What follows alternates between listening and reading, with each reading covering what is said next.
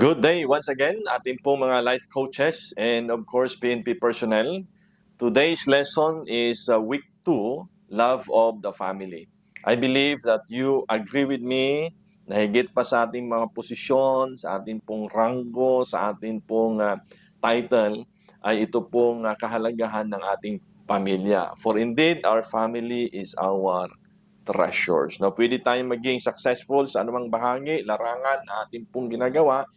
But I think we should also give importance to to have a successful family. So with that, nais ko pong ibahagi sa inyo ang ating pong verse for today from Psalms 128 in verse 1. Blessed is everyone who fears the Lord, who walks in His ways. You shall eat the fruit of the labor of your hands. You shall be blessed, and it shall be well with you. Your wife will be like a fruitful vine within your house. Your children will be like an olive shoots around your table. Behold, thus shall the man be blessed who fears the Lord.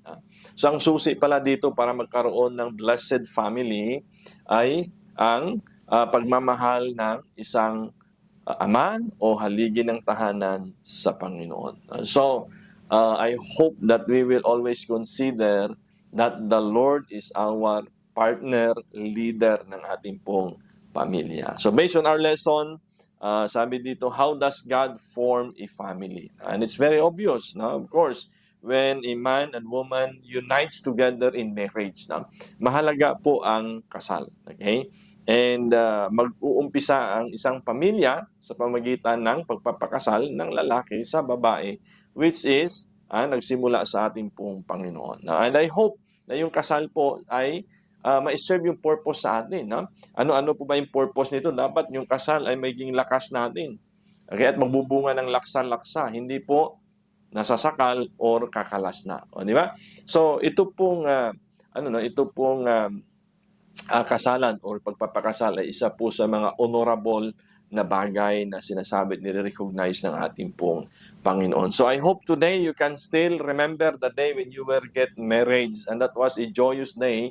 But I hope along the way, meron po mga challenges, and yet, I hope and I pray na hindi po hahantong sa kalas. Okay?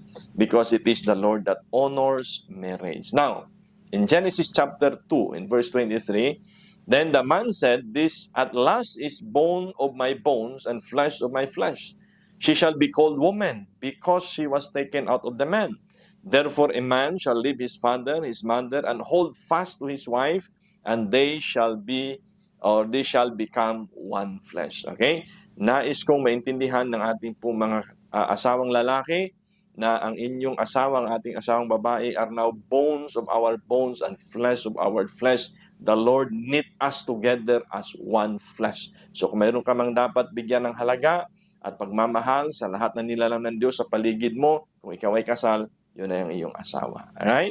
Now, second, the gift of family is a blessing from God. Our family must be anchored in God's love. Alright?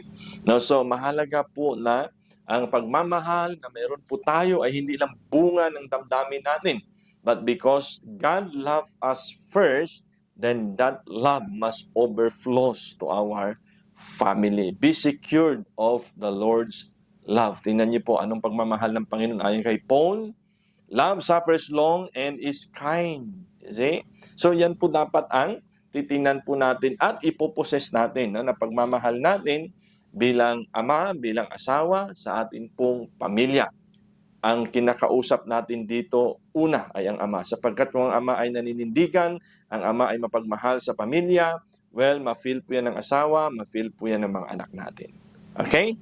Now, thirdly, God provides the guidance to serve as foundations for relationship in a family. Ano yung guidance na yan? Wives, submit to your husband as a fitting in the Lord. And second, husband, love your wife. So, dalawang guidance lang para manatili ang pagsasama ng mag-asawa matibay, malakas at tatagal. Wives, submit. Husband, love your wives. Okay? Now, so I hope today that will remind us on how the Lord give importance to the family and how you as a father, as a husband, bibigyan natin ng halaga, pagpapahalaga ang pamilya na ibinigay sa atin ng Panginoon. In the end, you as a father, as a husband, will be answerable before God. Anong uri ng pamilya ang binuo mo? Binuo mo nga ba o winasak mo? Nasa sa iyo. Okay? So today, again, for discussion, what is your most significant learning? And also, how will you apply it into your life? So thank you very much.